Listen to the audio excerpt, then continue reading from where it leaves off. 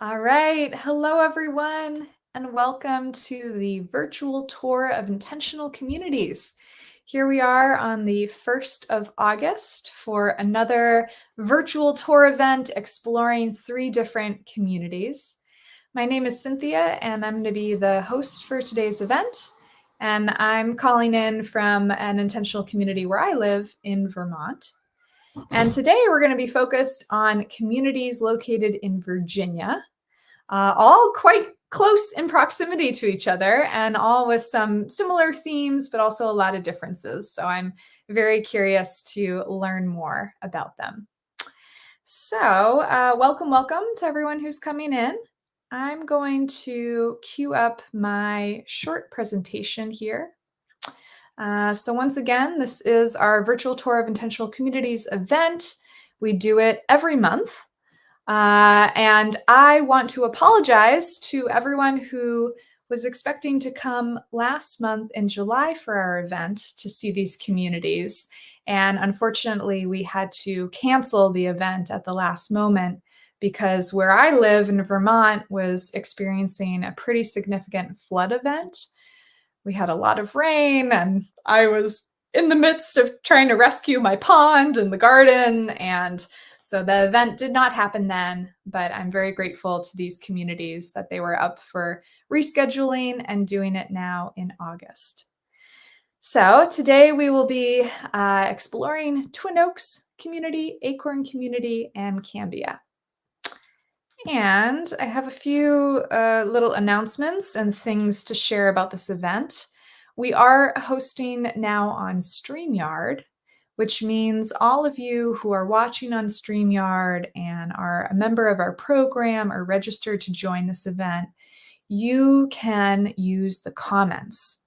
And I really encourage you to use the comment box to engage with our presenters, to engage with each other, and really use this as an opportunity for a little community networking. So go ahead and find the chat box. And if you wouldn't mind introducing yourself, I'd love to know where you are calling in from. If you live in an intentional community, I'd love to know which one. I also would love to know if you'd be up for being on the show and presenting your community. And share a little bit about why you are here. What do you hope to learn or get out of today's session? And I'll try to steer the conversation towards that. Yes, and also hello to everyone who's not joining us on StreamYard, but is watching on Facebook or YouTube or any of our other channels. Hello to all of you as well. And for the people that are watching the replay later. Great. So go ahead, find the chat box, write in a little blurb. And while you're doing that, I'll share a few more announcements.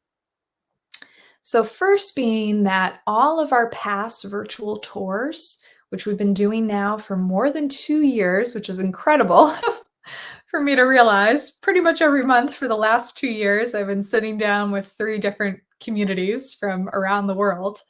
All of those recordings are available on the Foundation for Intentional Communities YouTube channel.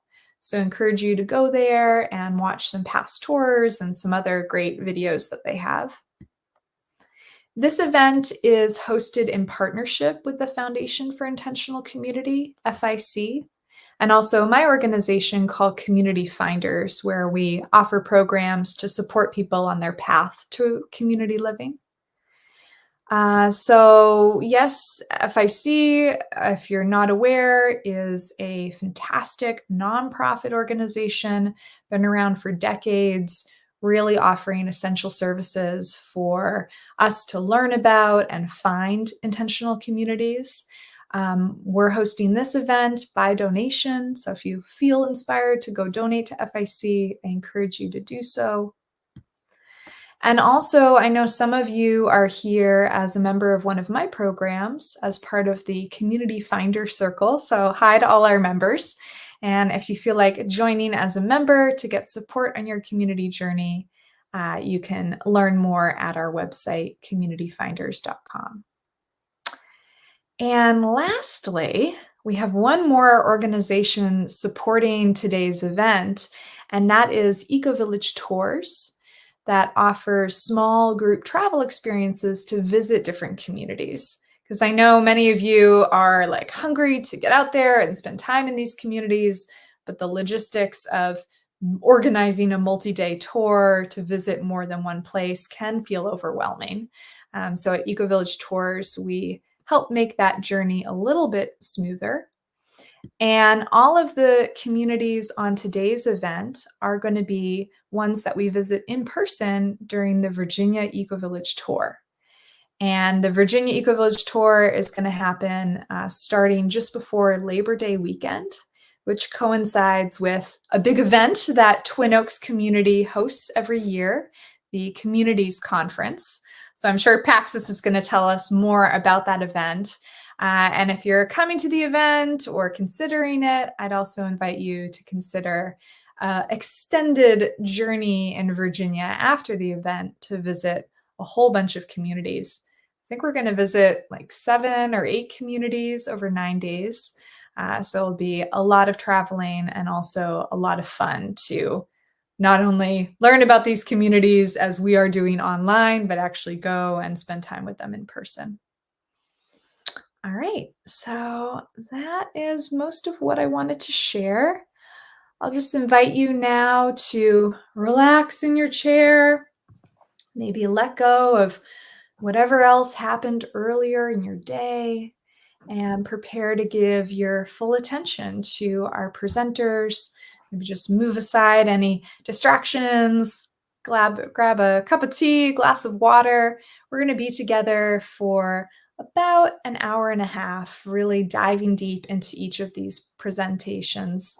And after each presentation, there will be about 10 minutes or so for Q&A. So while you're listening, I also want you to be thinking about questions that you may have for the communities. And I, of course, will be fielding some of those questions and asking them. Oh my goodness, and I'm just taking a moment to check out the chat here. Welcome to Melanie and Lauren, Dylan, Verona. Some of you I know, absolutely. Good. Up from upstate New York.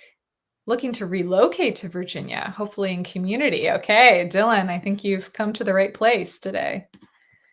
Excellent. Outside Philadelphia. Beautiful. All right, well, welcome everyone. And we're going to go ahead and get started with our first presenter. And that is going to be Paxis, who is at Twin Oaks Community. And big welcome to you, Paxis. So glad you're here. Super happy to be here. As Cynthia said, one of the things that I'm most excited about hyping beyond Twin Oaks itself is the 2 events that we're having in the beginning of end of August and beginning of September, which are the Communities Conference, and I put the domain, the URL in for the Communities Conference so you can look at that. But really, this is it's sort of a matchmaking event where people who are interested in community come and intentional communities present themselves. Typically, we have 40 to 50 intentional communities, mostly from the Northeastern United States, but people come from further away and they present themselves. And if you're interested in meeting people from intentional communities and listening to content about intentional communities, this is sort of the best place on the East Coast.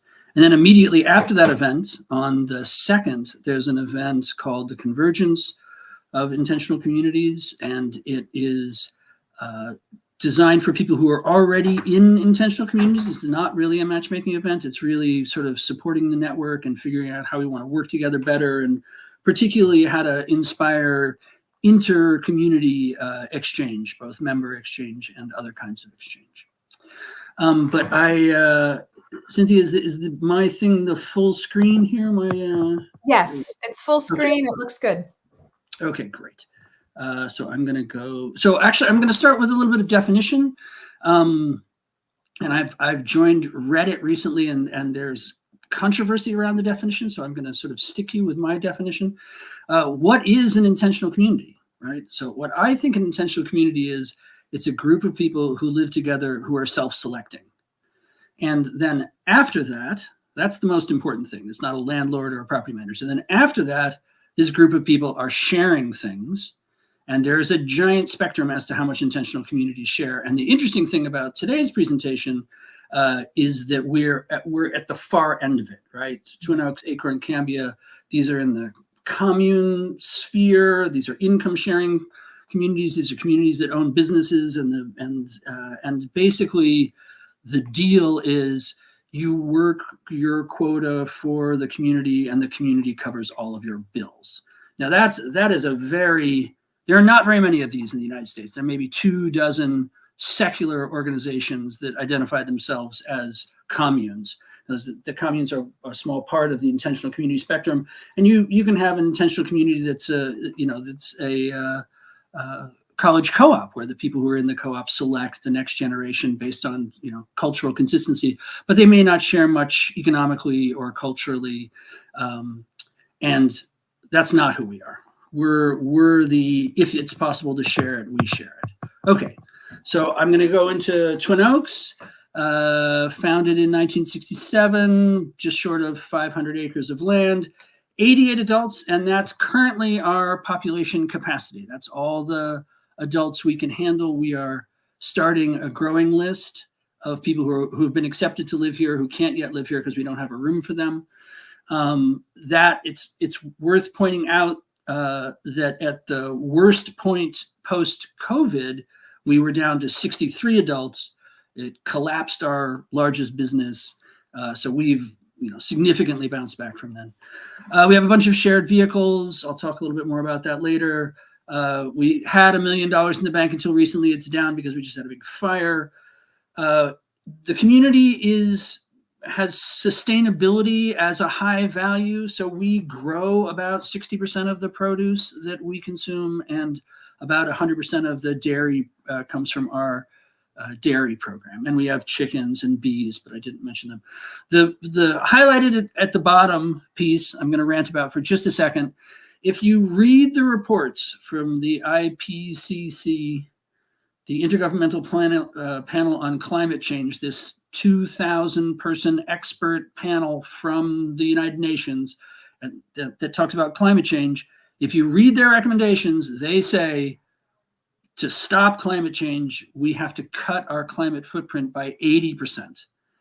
And when you ask people, economists in the United States, what that looks like, they say, well, maybe you can get 20% from renewables, and maybe you can get 20% from efficiency, but without significant reduction in quality of life, we can't get there. And what Twin Oaks and Acorn and Cambia are is sort of proof that there are very low carbon models that rely on sharing as their principal method. So we're not saying you have to dramatically reduce your quality of life. What we're saying is you have to just be willing to share many, many things, and you can reduce your impact. Okay, so the basic agreement, you come to Twin Oaks, you're a brand new member, and we say, you work your 38.5 hours a week on average, that's the quota. But that number, that 38 number, is a little deceptive, because when you think of that as your work week, what you're paid for, but that includes all hours, both domestic and income. So you're cooking and you're cleaning collective spaces, and a bunch of childcare and fixing buildings and gardening and all kinds of other things are labor creditable at Twin Oaks that are not labor creditable in your life. And in exchange, the community basically offers a full social safety net. They housing, food, medical, dental, childcare, education, clothing, all of it, right? Like all of the things that you would get in a full system, because we are not paying you, right? We're giving you tiny monthly income, which actually just went down from $100 a month. And therefore the community can't expect for you to pay for these things, right? So the community pays those things, including taxes. I didn't list taxes there. Okay, so one way to look at Twin Oaks, and I think all of the intentional communities that are currently represented today, is that we are a network of libraries. So we share tools and shops and cars and bikes and clothes. All of these different things there are at Twin Oaks, which is a large, relatively successful community. All of these things are out there, and all of these things are available to the whole membership. So think of libraries beyond books, like if it's possible to share it, we share it. All right. Now, this is sort of a challenge to the way most people think about things. And historically, we've thought, oh, I need my own car. I need my own clothes. I need my own bicycle. All of these things I need because I want to make sure that they're in operating condition. I want to make sure that they're there when I need them. And then the internet comes along and disrupts, right? Like Uber and Lyft represent a challenge to this question of car ownership. Like, do you need a car? Or do you need access to car services? And in fact, in the case of Uber and Lyft, they've convinced a whole bunch of people that what they need is access to services. And what Twin Oaks and the communes do is they say, you don't need your own shirt. You just need access to clean clothes. You don't actually care about the ownership of the shirt as long as you have it whenever you need it. Same with cars, same with bikes. And if the supplies, if the libraries are high enough functioning, then it's actually an advantage to be in a library situation, because then the maintenance is taken care of, and all these other aspects that you don't have to deal with in such a headachy way for ownership. All right, these numbers are a little bit old, but basically this shows that earlier slide that I had said we were talking about having about 20% the carbon impact of average U.S. Americans. So we have 88 adults, 15 kids. So we're looking at what the usage and ecological impact is for 100 people in the United States. And you can see from the last category that we're right about 20% for most things. Very important is the last line, which is taxable income, right? So I told you I get less than $100 a month, and you say, hey, what is this $7,000 number? So the average Twin Oaker in 2017 had a taxable income of $7,000, which represents the profits of the community that those members didn't receive. The members received services instead. But we're taxed as though the profits were given to us. Now, what's important about this number is that it's just over half of the poverty line in the United States, right? So, if we go back to the libraries, I have access to all of these things, right? Which many people don't have access to, even if they have more money than us. But because we're doing this sharing thing, all of those services are available to us. So even though the taxable income is low, the level of services is very high. Oops. Okay, so here's sort of the elevator pitch of advantages. I would say 20% of the people who come to Twin Oaks come because they've had a bunch of bad experiences with bosses, and they want to be in an environment in which they're not being bossed around. And these communities have tremendous internal flexibility. So even if you don't get along with the boss of dairy, you can switch to some other area and not have to work with them again if they're managing style. And because it's an hour is an hour, you can relatively easily move inside your labor system. Okay, so the next item is sort of guaranteed social safety net. How you're never gonna go medical bankrupt. You're never gonna be hungry. You're never gonna not have housing or clothing. Lots of social things happening. I've talked about climate impact.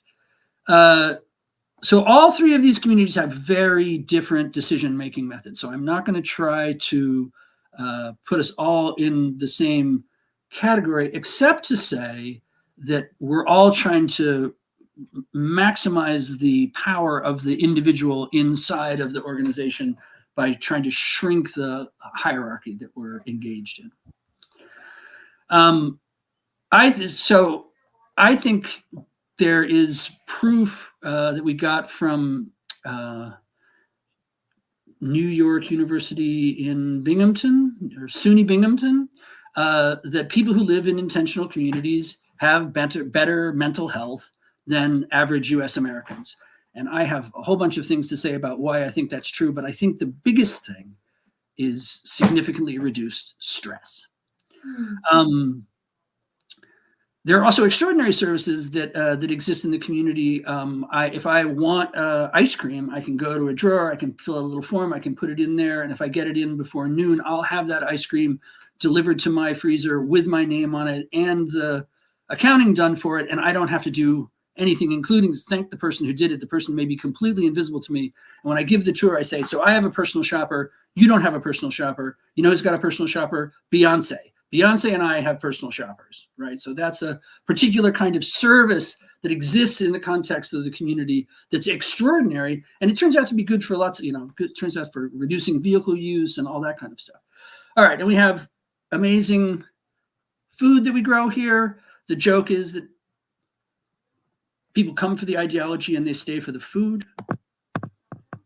And that is a lovely Canadian intern of ours from many years ago. Okay, so here are the takeaways. Having access to the commune creates a situation in which access is more powerful than ownership. The commune's built out of a collection of diverse libraries. There's a significant internal core value of promoting fairness amongst the people who live here. We're trying to facilitate decisions rather than depending on hierarchy. And then my own personal pitch, which is that a rich life is about having good options rather than amassing money. And none of these are requirements for communes. It's just harder to do it if you're not approaching in that fashion.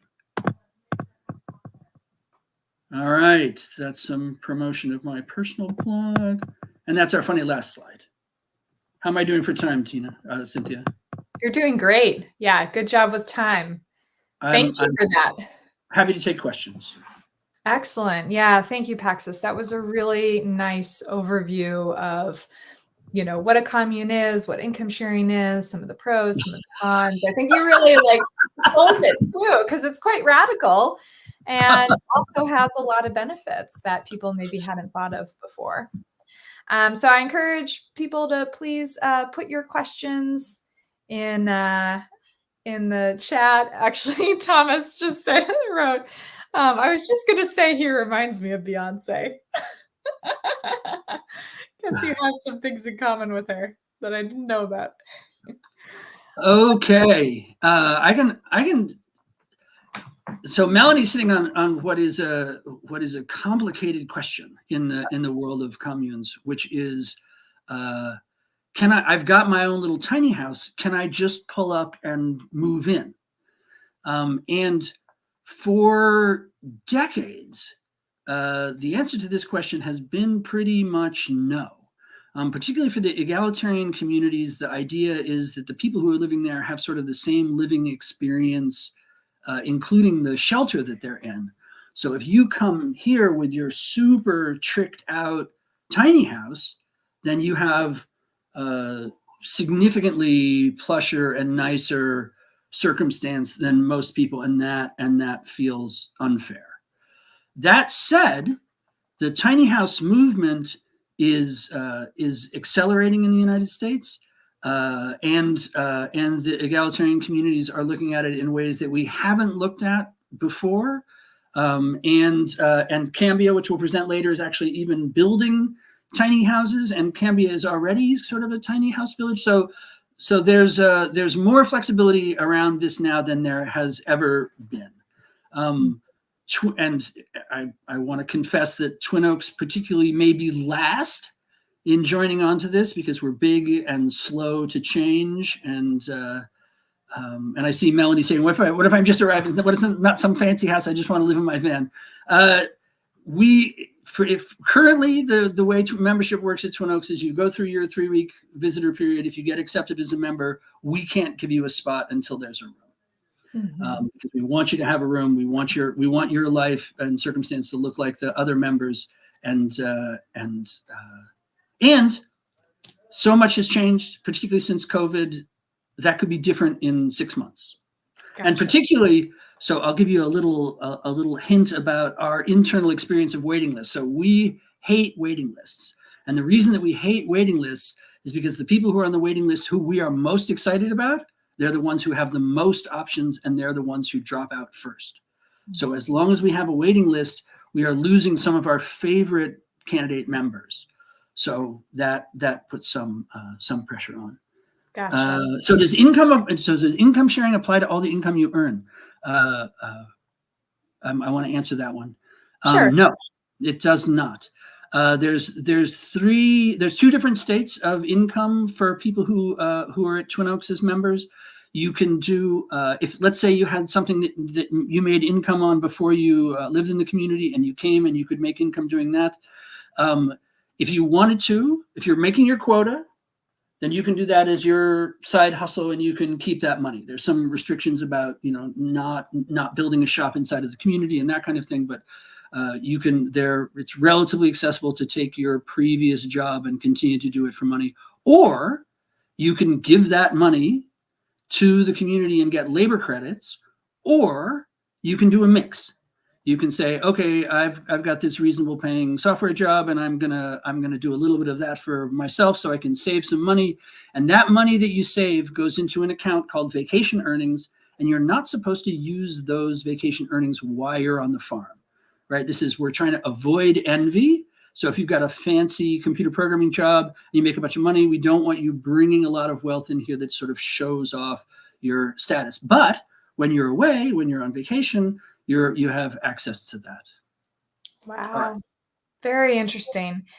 So I want to put in ic.org in answer to Taylor's questions about intentional communities in New Jersey. There absolutely are some. And there are, if you go to the ic.org website, they will give you the list of the ones, and you can look by state. And there are dozens in New Jersey. Remember that intentional communities come in a large spectrum.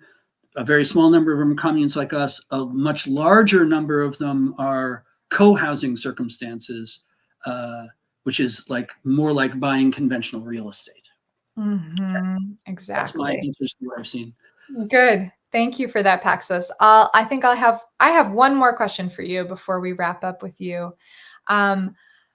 Just hearing the different elements of what it means to live at Twin Oaks and fit within the structure and the practices. I'm even thinking of just hour tracking and how that might be a really big adjustment for somebody who isn't used to tracking all their hours for all these different tasks.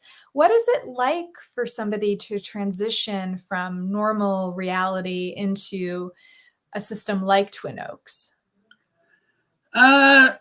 So I don't think, I often ask people who come as visitors and new members, what has surprised them? Like, what is different from their experience and the things that they were expecting to have happen here. And when I'm describing Twin Oaks, I often say that we're a clockwork community. And by that, I mean more than just lunch is always at noon and dinner is always at 6. But there are a whole bunch of things that are scheduled, and we have this sort of complicated labor scheduling system. And if you come from a very high income position like a lawyer or a computer programmer, they very often ask you to track what you're doing down to the fairly small amount of time. But for most positions, the amount of internal tracking that we do for labor is a little unusual. I will plug Acorn, where I lived for 3 years before they threw me out. Acorn does not do the same kind of labor tracking, nor does Cambia. There are many communities that don't feel the need to do the same level of tracking by age. I'm sorry, not by age, but by for labor. And what is the difference? I think most people, the big transition for most people is you have a lot more control over your schedule, and you've got this obligation to make quota every week, and you have to figure out, hey, am I somebody who needs to be highly scheduled so I make my quota? Or can I just leave my labor sheet blank and sort of fill in things as I go along because there's always work available? Mm-hmm. Yeah, I want to answer Leslie's question. Yeah, go for it. So we have a very unusual pension system, right? So when your quota is 38 hours a week, and when you turn 50, you get 1 pension hour, and then every year after you get another pension hour. So I'm 67. So my quota is reduced by 18 hours. So my weekly quota, because I'm an old person, is 20 hours a week, as opposed to the regular 38. Now, if you're lively, I'm pretty lively, that means I'm banking a whole bunch of labor credits, which means I can take longer vacations or buy things internally. You can buy things internally with it. But the key sort of unasked question in Leslie's question is, what happens at the very end of life, right? And we, in late 70s, 80s, we often take people off the labor system completely. We say, do what you can do, contribute as you can contribute, but our expectation is that you've paid your dues to the community and you're off the hook. Gotcha. Okay, great. Well, thank you so much, Paxis. That was really informative. And now we'll go to another income sharing commune community. We have Acorn Community here with us. And I also, just before we go to Acorn, Thomas, I want to acknowledge your question. And I think that would be a really good question for us to ask all the communities at the end. What is some first steps towards living this kind of lifestyle and getting involved in a community like this? So it's a good question. We'll circle back to it at the end. And now I want to give the floor over to Ira and Scott. Hi, you two. Thank you so much for being here. Hi, thanks everyone for coming. Yeah. Great. I'll pull up your presentation now, so everyone should be able to see that. Nice photo. How do you go forward?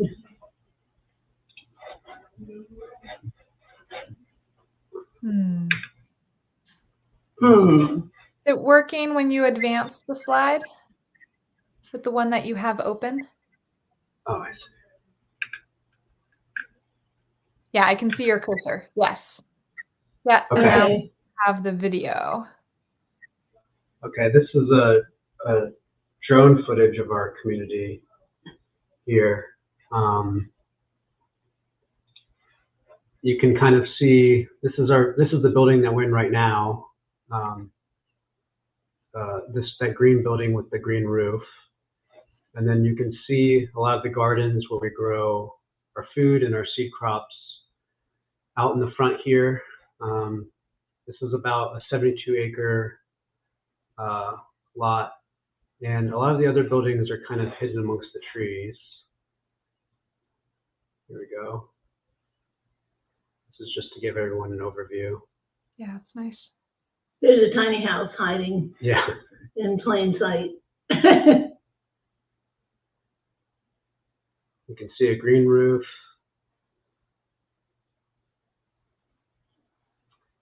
And that blue building back there is a rather large building where we have a wood shop and a music stage and an art room. And a multi-purpose space that we can use for seasonal work, like garlic that takes up a lot of time at a certain time, or when someone is building something. And it's nice to have that flexibility. Yeah. Acorn came of time when Twin Oaks was full. I lived at Twin Oaks in the 80s for 10 years, and when Twin Oaks had a 2-year waiting list for people to be able to join, and I think Pat says, we don't like waiting lists. Great potential communards go somewhere else when they have to wait too long. Kat Kincaid, who was the founder of Twin Oaks, and some people who were on the waiting list, and some people who used to live in community long ago, all started corresponding and thinking about what we could do about it, and reaching out to Twin Oaks as an institution. And out of that discord came a proposal, and Acorn was born. And a couple of the things that were different were being less of a clockwork community, and also thinking we wanted to be more agricultural, although not having made a living in agriculture, we didn't know what that was going to look like.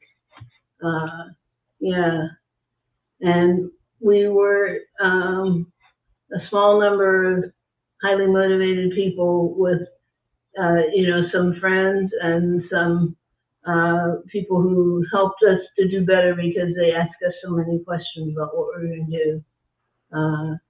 And Twin Oaks lent us some money, and that was a really great thing. And there were some members who helped us in those early, late years to get started and build something.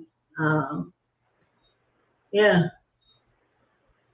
And kids still get dressed up in sunflowers. There's old pictures of Twin Oakers with kids in sunflowers. Because kids are still a wonderful thing in the commune.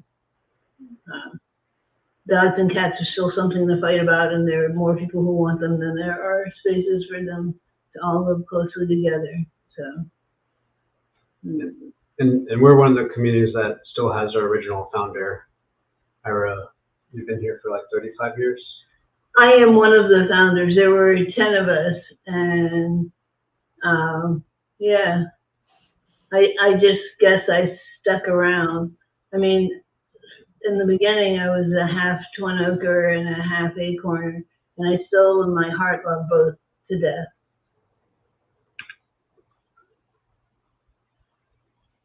You know, I said we didn't know what we wanted to do agriculturally. Because someone wrote an ad that was really true, like good work, poor pay. We met the founder of Southern Exposure Seed Exchange, an heirloom seed company, being one of those people working with them for a year, and he wanted to sell the business.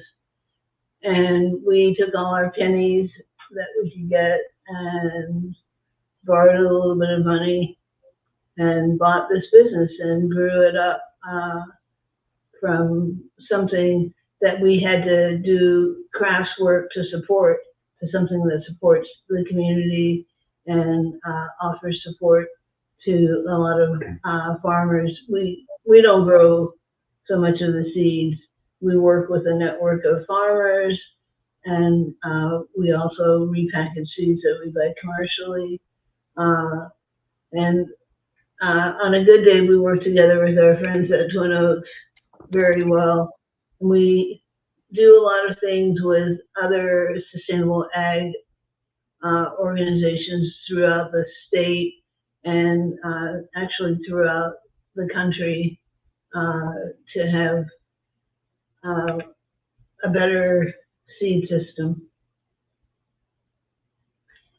And it's funny, these pictures reminded me that when we're making a picture of ourselves, that showing pictures of our wonderful vegetables is one way to get people excited about what we're doing.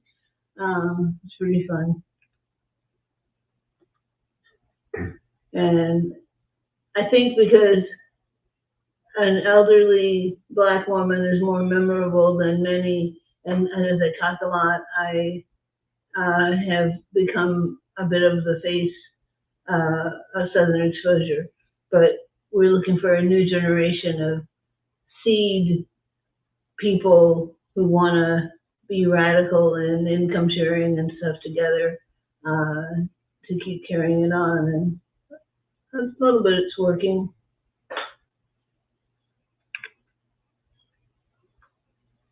Those acorners, they work hard, they play hard. Yeah, these are a few slides just showing that we're a community that definitely has fun as one of our central values, and hard work. So here's some of the things we do: our pool table, party. This is us. This is us. Everyone getting together and doing like a large cleanup. We have a lot of like really talented musicians that live here. The lead singer in this band, Sappho, her father was an Acorn member, and he brought like a lot of like wonderful music, original music to Acorn and the communities around here. You can see people up in the upper left. We're all playing World of Warcraft together, just like as a team building thing. All sorts. We play board games, and this is all of us gathered around where we have our evening primrose parties that we have yearly. And so just we're a community that values fun and hard work. Yeah, and Ira's obviously like a huge gem to Acorn and the communities movement and the seed movement, and their mentorship has been huge towards guiding our community over many years. And she has a lot of recognition from the outside, especially within the seed world. But yeah. Yeah, that's the embarrassment. I hadn't looked at these slides until I realized that last year I thought was my year of getting a lot of attention, and those pictures happened to be on top, and they tumbled out. And that's about how many minutes you're going to get fame in the commune itself too, is as long as it takes to look at these pictures.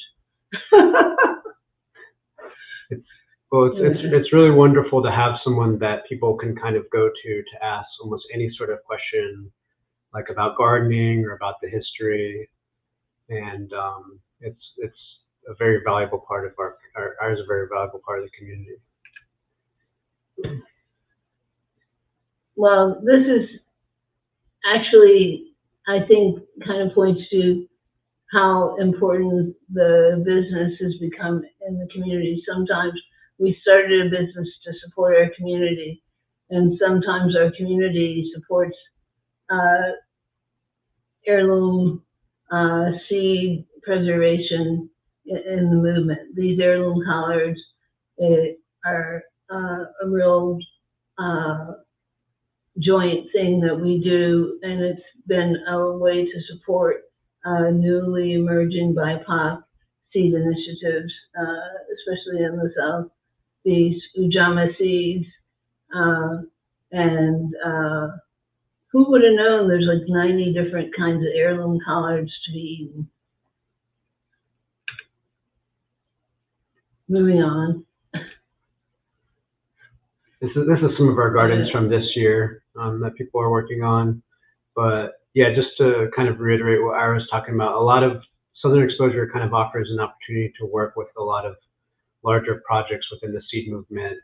And Ira is very connected with that, and kind of just knowing her allows people to kind of engage in a lot of different, with a lot of different people who have a lot of different areas of expertise, especially in gardening in the seed world. And so a lot of younger people come to Acorn and they learn a lot from her and then her connections. This is a slide of, we do, aside from building a business, we also are building a community here.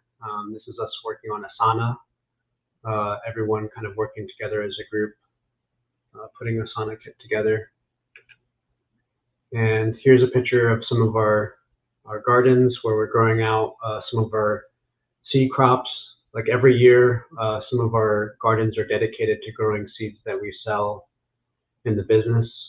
And I think we grow smaller amounts of larger number of things than seed crops here on the farm. And one of the good benefits of that is we get to eat the stuff. In addition to taking pictures and writing descriptions to share about the varieties. But the fall garden is the best. It's like, you're slowing down and all these greens are growing up and the bugs are slowing down and you don't have to chase them so hard as you do during the summer. It's pretty nice. And we did that before we had a seed company, but now that we have a seed company, instead of having to have another job to support the growing, the two kind of are mingled.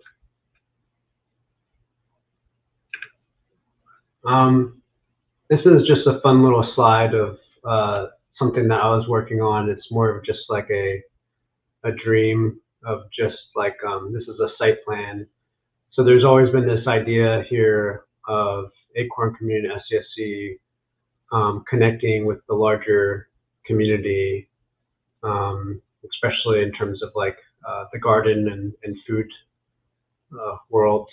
So this was kind of a building that we just kind of, I just put some imagery to kind of give an idea to that dream of just like, you know, potentially like in the future, something where we could kind of connect to the greater Virginia community here and the greater networks.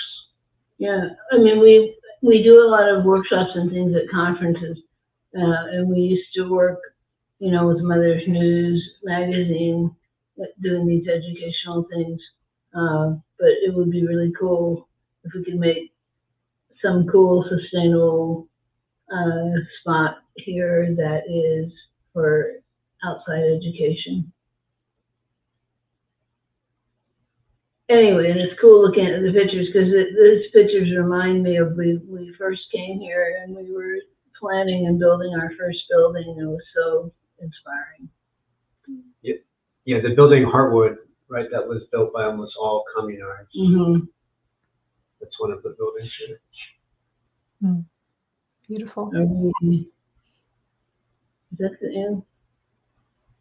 I think we're, yeah. Okay, yeah. So people get asked questions. I didn't say that much about sort of how we are, because in some ways it's being a little bit more toward anarchist. Twin Oaks and Acorn have many of the same foundational principles, and we're little and always trying to catch up. Okay. All right, great. Well, thank you so much, Ira and Scott. That was a beautiful presentation, and I love seeing your vision there for the building at the end. Yeah, thank you so much. And feel free, if anyone listening has questions, feel free to put them in the chat box. I have a question for you, because Paxa spoke about the economic structure, labor tracking. How are you similar or different to Twin Oaks with things like that? Well, we share income.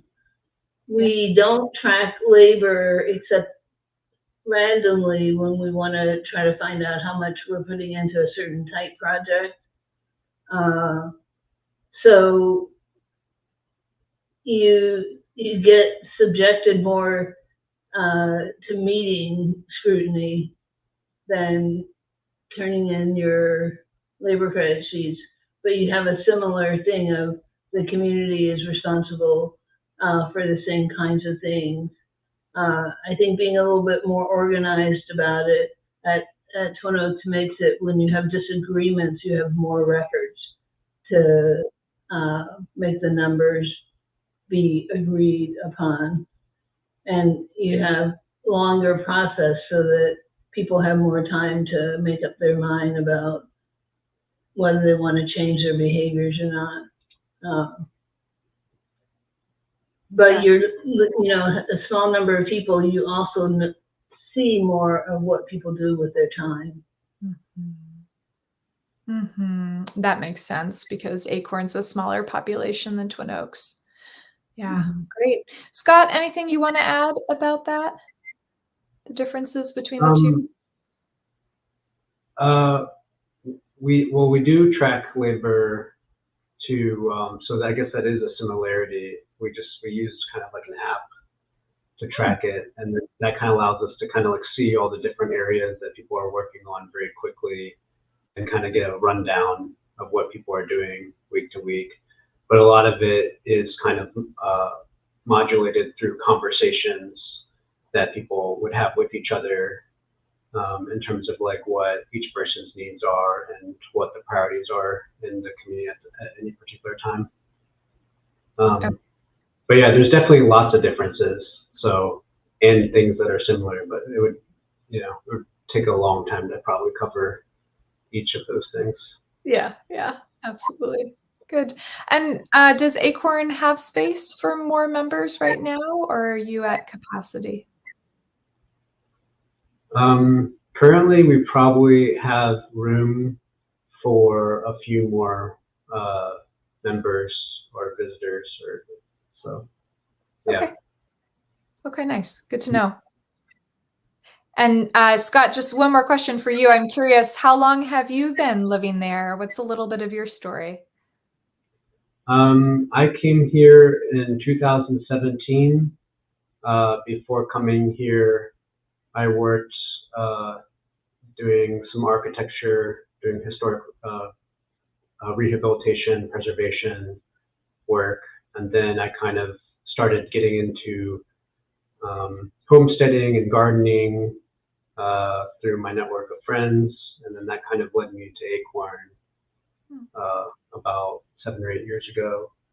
And Acorn has gone through many, many, many changes since then. It's a very mutable community, especially because of the way its decision-making models work, and it's been a very interesting experience to have lived here, and it's been especially a very valuable learning experience. Yes. Yes. Okay, great. Thank you. Yeah, I think sometimes we have these ideas of communities as a fixed institution or setup, but to remember that they're very malleable and change, and the culture change, the people change. So, wow, good reminder.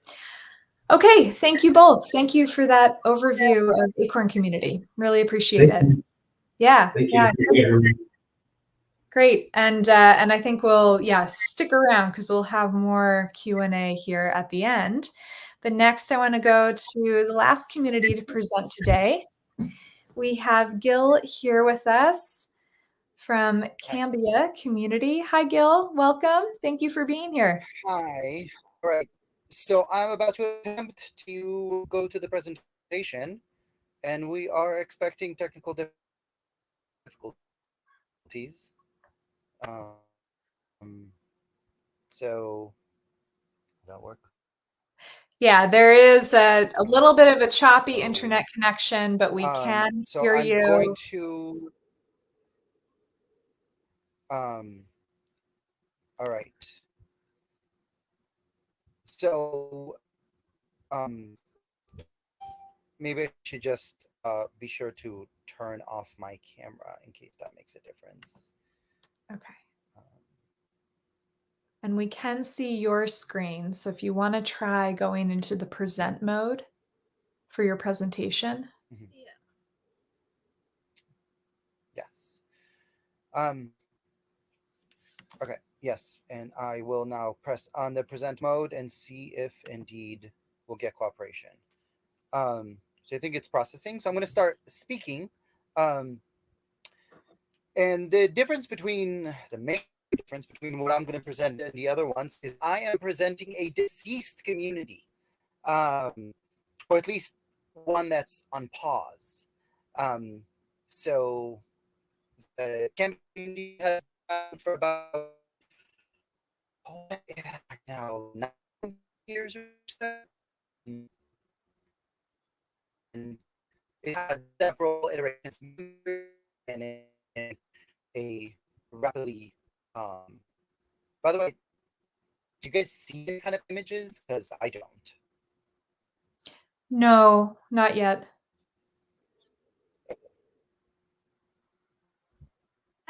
Presenting. Yeah. We might just to stick with the slide presentation. So I apologize about that. But speaking of, so as a community, community, the other one, established relationship with the communities here. It's at its peak, we were 12 people here, and we've built pretty much all our home. We had a that were working. I think that between Oh no. Oops, I think we lost Gil there. Seems the internet connection is pretty poor. That's unfortunate. We'll give it a few moments, see if they're able to reconnect. Apologies, folks. It happens sometimes. We have these presenters who may live in more rural locations where the internet isn't as strong. I'm really glad, though, we had relatively good internet for Acorn and Twin Oaks. Let's see. Gil, are you back with us? Let me know if you can hear me. Having discussions about shared values, having practice of gratitude, the time in which we days, meditation, and various things that were sort of bonding together rather than having like a specific structure people had to. They were just sort of like cultural engagements. And so I was thinking if I can sort of phrase that in terms of like was Gil, this I'm the sorry idea of to values interrupt because you. Oops, I'm sorry I to thought interrupt that you, but values we're seem really to not able to be hear very a valuable to lot of what people you're because sharing. they sort of seem to have them as ornaments rather than as working tools. And so I thought like, well, there should be a community that's functioning well, regardless of its particular values. But then we've learned over time that people kind of need the values as kind of like an agreement, a vow that they share together. Not necessarily that they know how to follow them or that they agree what they are, but it creates some degree of solidarity.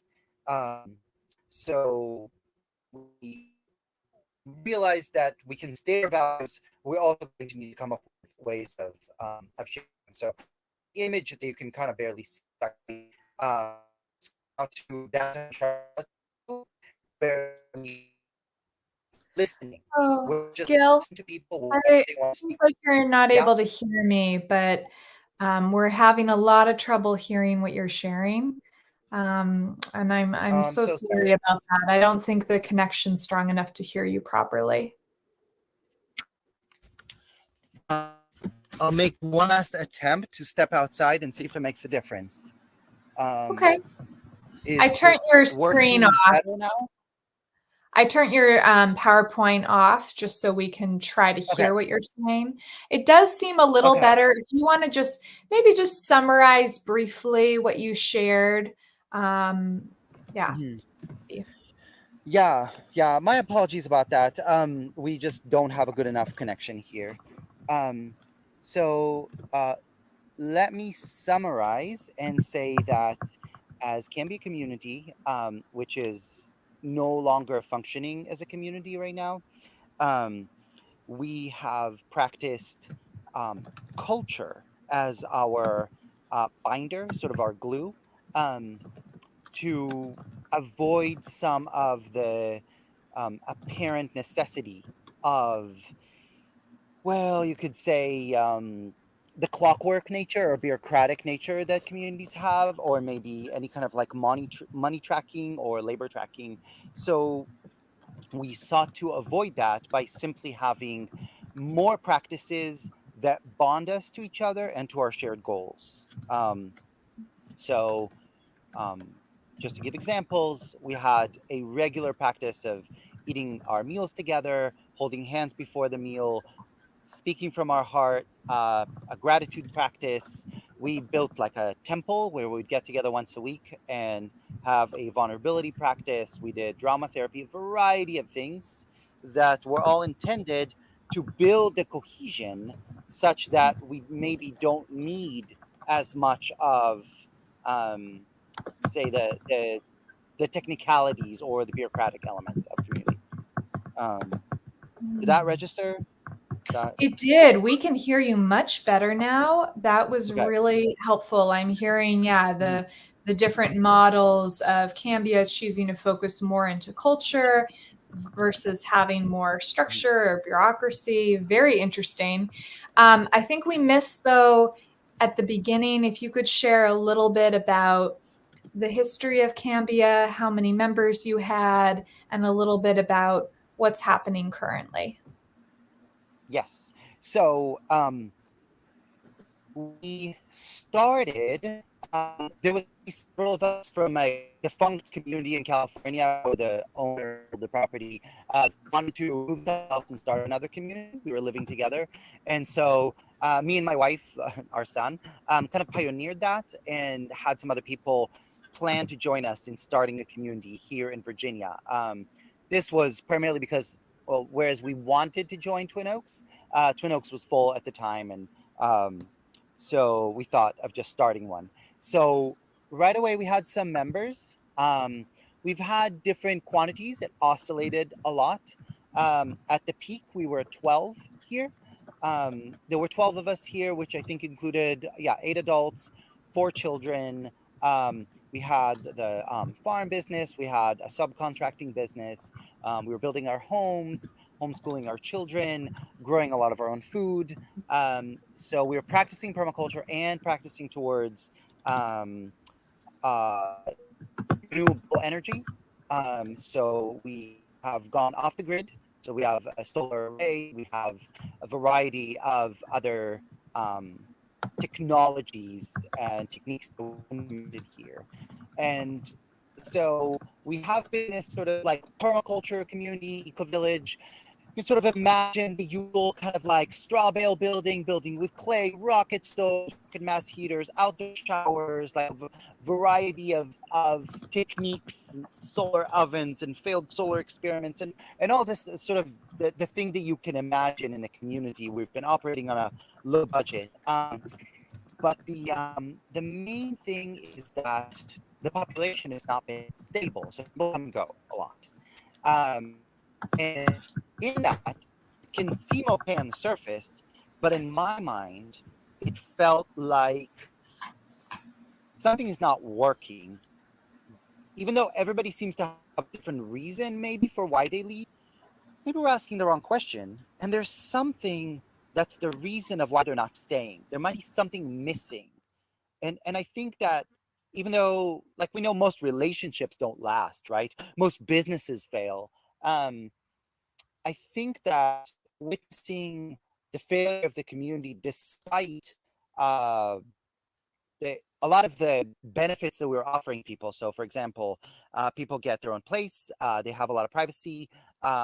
We were we're not just income sharing, but we're profit sharing. So that means at the end, when you leave, you accrue equity and you take that money with you if you leave. We've done different models in which for a while we were making decisions together every morning, and then we switched to making decisions like once a week. People were free to operate in different domains and whatever. We tried a lot of different iterations, and it just seemed to me, my sort of preliminary conclusion is that when the community is too small, it lacks the sort of critical mass or thermal mass to keep people feeling like they're part of something big. And I think that's kind of the time in the party when it feels like, all right, I feel like I'm ready to go home. Like, that is not really clear what does that to people, but it might just be as simple as how many people are there at the party. And so I think that because of a small number, we never have been able to really establish ourselves. When there were 12 of us here, lots of people to join us, and we didn't have enough homes for everybody. And after some people left, kind of like everybody left. It's been very hard to restart from there. We tried a few times, and it seemed to not have worked. So not to dwell too much, because I want that to be more part of the discussion. There's a lot of hypotheses as to why it doesn't work.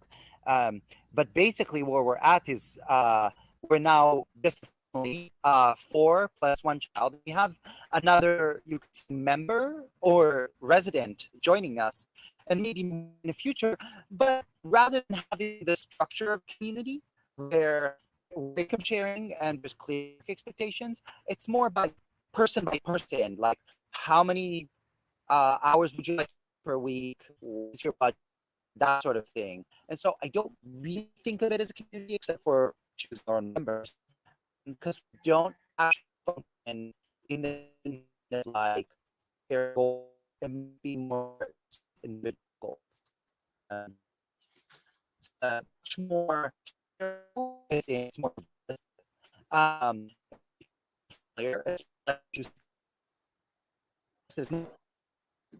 Oh, okay. And we lost Gil there, dropped off. But I'm really glad we were able to hear a lot of that, and very interesting what I heard about the community not having enough population to have that critical mass of people. And then when an already small community started to have people leave, then a lot of people left at once. Gil, you dropped off there. So we weren't able to hear what you had shared. using straw, working a lot with clay, building But we models can for hear things, but you now. also in that engaging as an educational program. We've been inviting students, high school, middle school, tours here, teaching them through workshops. And we've been working lately a lot with university students as interns in a variety of areas. So cool.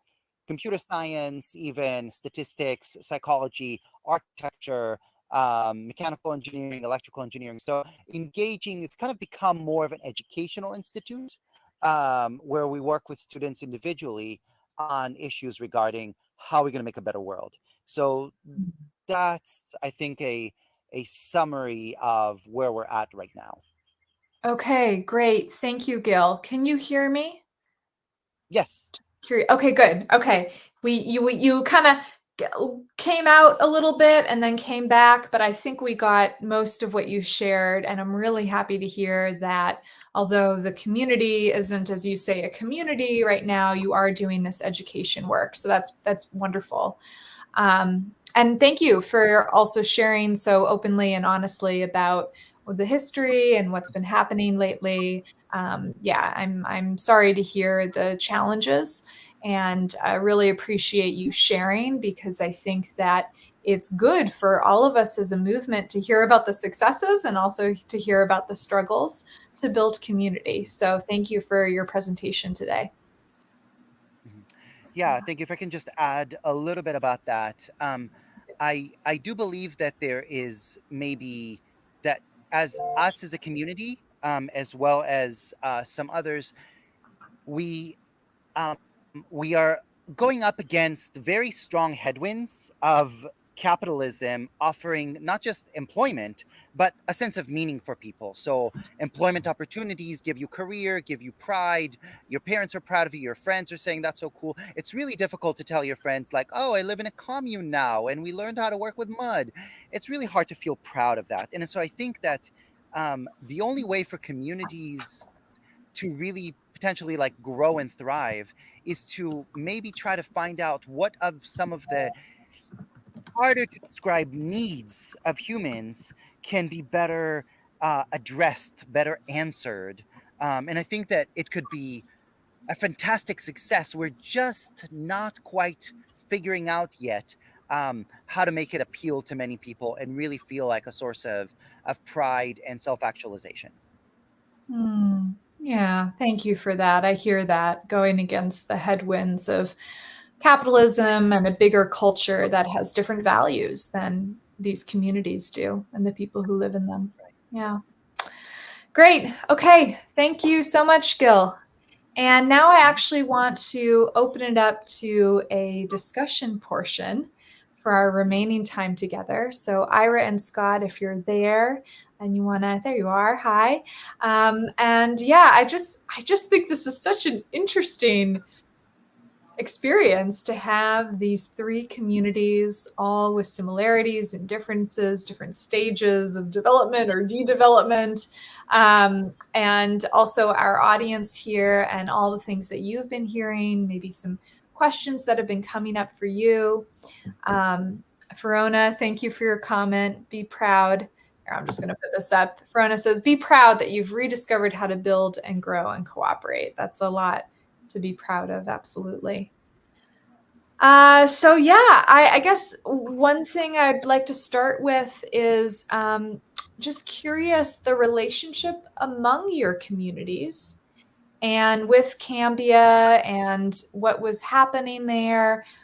Was Acorn and Twin Oaks kind of aware of the situation? Did you have a reaction? Just very curious about anything you want to share. No pressure, of course.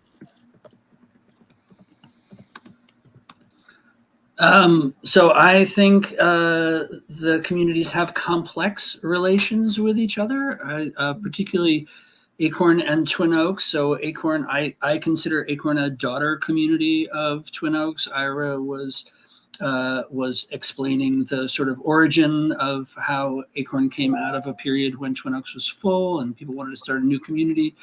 Acorn and Twin Oaks share the seed business, the quite successful organic seed business, Southern Exposure, and Acorn handles the retail part, which is individual gardeners writing to Acorn and say, I want these seeds, and Twin Oaks handles the wholesale part, which is moms or some organic food store or a garden center wants the whole rack of seeds to sell to their customers. And I think we're doing pretty well managing that joint business, given other frictions that come up from time to time. And I think Ira also mentioned Acorn is more anarchistically oriented as a counter to this. Twin Oaks is more bureaucratic and clockwork style. So I think we have not only different membership, but we have sort of different philosophies about who makes decisions and how decisions are being made. And in the end, I think we've come to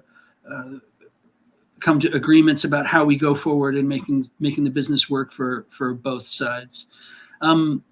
The thing that I wanted to add to Gil's presentation, which I think was, and so the thing I want to say about Cambia and Twin Oaks is Cambia and Twin Oaks have a scaling problem. Like Cambia is very close and Twin Oaks is very large.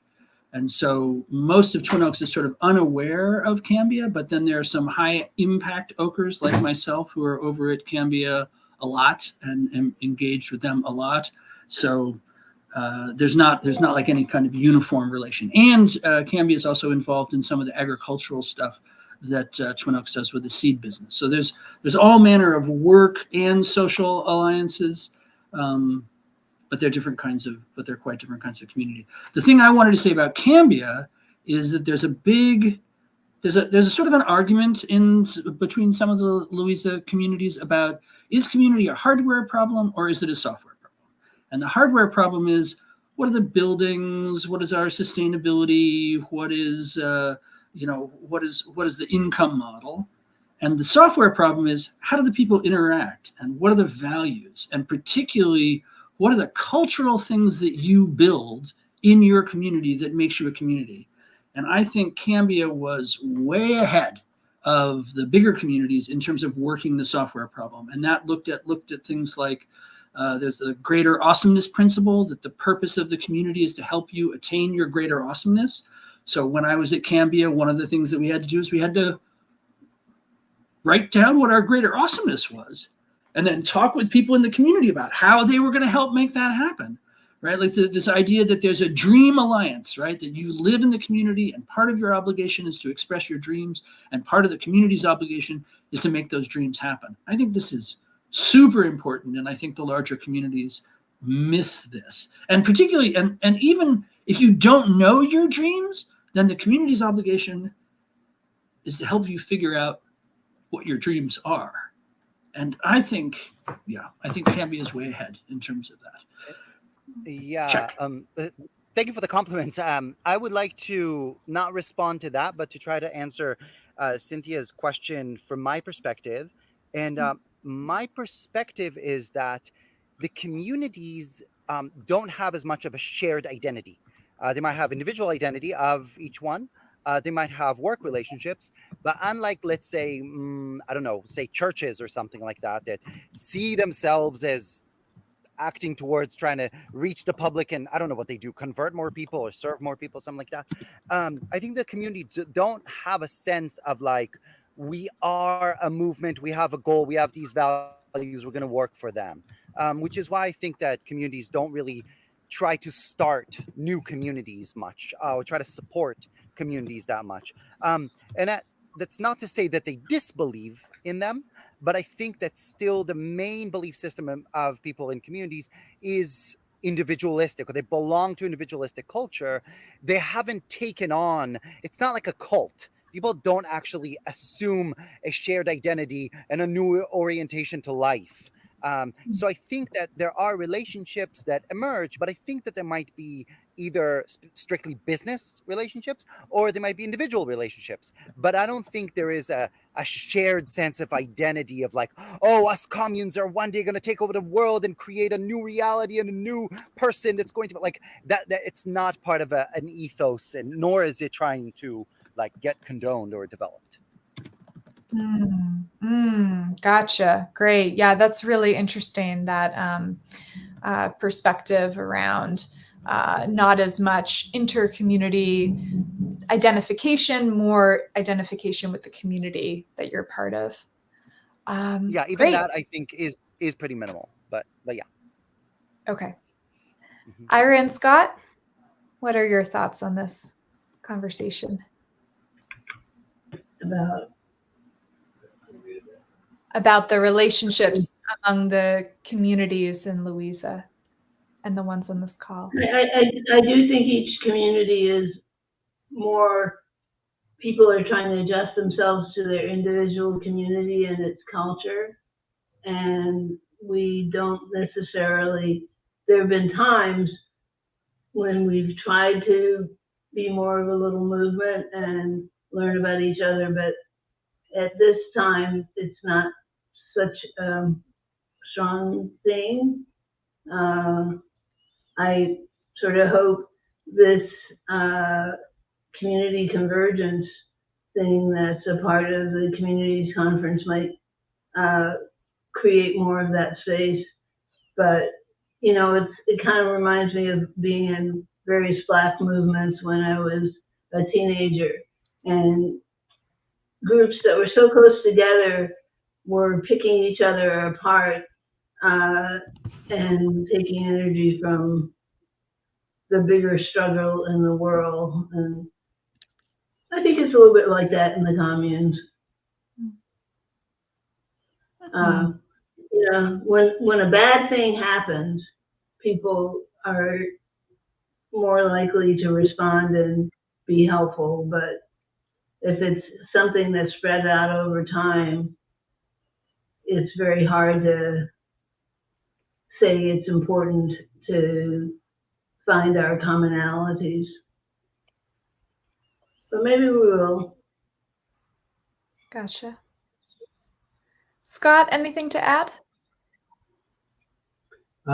Yeah, I think the communities have foundationally, they have a lot of values in common, especially with the income sharing model, and the idea of sharing things, I think, is actually kind of what a lot of the common DNA is. But I think beyond that, we're connected through the FEC, which has these founding principles, but then how we put those into practice and how we've kind of grown as communities, I think, over a long arc. I mean, Twin Oaks has been around for more than 50 years, and Acorn has been around for more than 30 years. There's definitely been a divergence in terms of how those communities have evolved and how the values of those communities are represented. And I think that even though there's a lot of common ground to build from, that there is a lot of, even though we're so close, there's a surprising amount of difference between the communities. Yeah, very interesting. Okay, well, thank you all for answering that question. And I'm also appreciating everything that's happening over in the chat. Thank you, Paxos, for answering these questions. Really appreciate it. And appreciate the folks asking the questions. Good. Well, I think we can wrap up soon. I do want to appreciate everyone for coming, taking the time to be here, all of our presenters and our folks who are listening and writing in the comment box, and of course, everyone who's watching later or watching somewhere else online. And I want to put a plug in for next week on Thursday. We're going to have what was to be our regularly scheduled August communities presenting, which are communities in North Carolina. So we'll be going just a little bit further south to visit a few communities in North Carolina. Same time, same place, next week on Thursday. So be sure to tune in for that if you want to learn more about communities. And then continuing on in the months ahead, we plan to have our regular virtual tour of communities event on the first Thursday of every month at 2 p.m. Eastern Time. So with that, I think we can wrap up. I think we'll just close with one more question that I would like each of you to answer. So we have many people listening and watching who are new to intentional communities and all the different forms and models, and they have a desire to have more community in their life, maybe join one of these communities, maybe even someday start a community like this. What are some pieces of advice you might give to somebody at that early stage in their community journey? And maybe if you even think back to when you first were getting involved with intentional community, what is something you wish you had known or thought about more? Doesn't really matter, anything that comes to you, but keeping it a little short here because we just have a few minutes left. And feel free to go in any order, whoever feels free to start. Maybe I'll just jump in. What I would recommend is to, rather than try to answer what kind of community am I looking for, what do I want, what can I do, what would I enjoy, to ask what would be a good way for people to relate to each other? What would be a beautiful world? And could that really work? Now, and then imagine yourself in it. But start from answering the question selflessly and then test it on imagining, could that work? And I think that also in the pursuit of community, if you pursue the community that sounds good to you, it might not be the right community. You have to seek a community that you think would be good for itself. So, for example, if the community has a low labor quota or low bar for entry, that might seem like, oh, great, I think that's right for me. But if you ask yourself, wait, if nobody there worked much on the community, what would that look like? And if they let in anybody, what would that look like? So I would say start by asking, what should a community be? And then think, how would that actually feel to live in there? Beautiful. I love that. Thank you, Gil.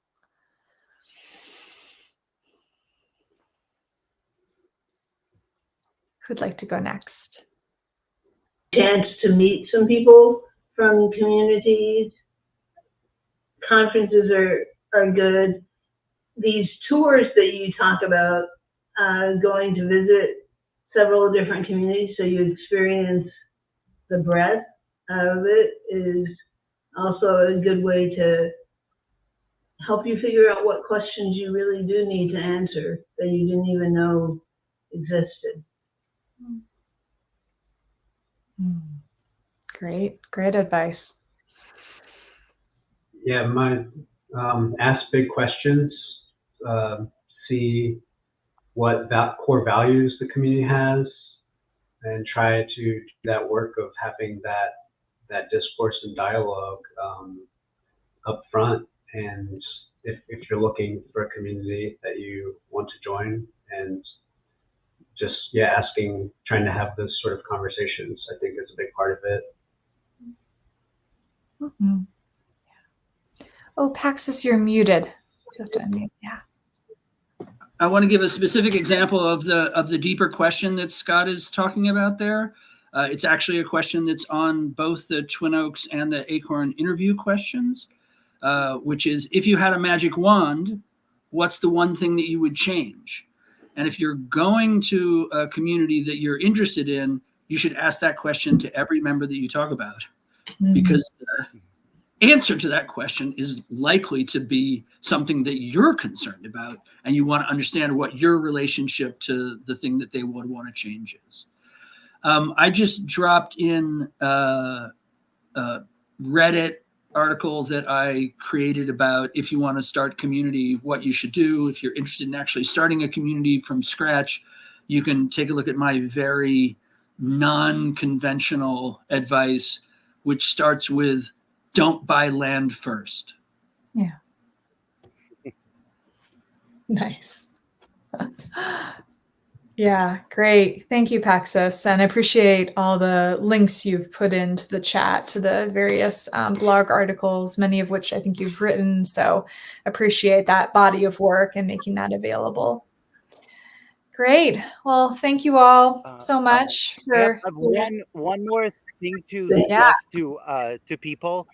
Okay. Quick one. If you don't want to join any community, then don't start one. Starting community is very difficult, and if you can't find one that you like, you probably won't like the one you live in, even if you create it. Okay. Okay. Interesting. Yeah. Thank you, Gil. Oh, I like that. I also really appreciate what was shared earlier about thinking about what you could see as a change that you'd like to have in a community. And for me, that's often an indication of something that I possibly could contribute to the community. So I often, when I feel disgruntled about something in my own community, I'm like, oh, wait, that's a reminder for me to take more initiative in that area. So great. Okay. Well, words of wisdom. Yeah, appreciate you being here, and just blessings on all of your work in your communities. And thank you for sharing it with us here today. It was very inspiring. Welcome. Thank you, Cynthia. Yeah. All right. Thank All you, right, Cynthia. everyone. Bye. Bye-bye.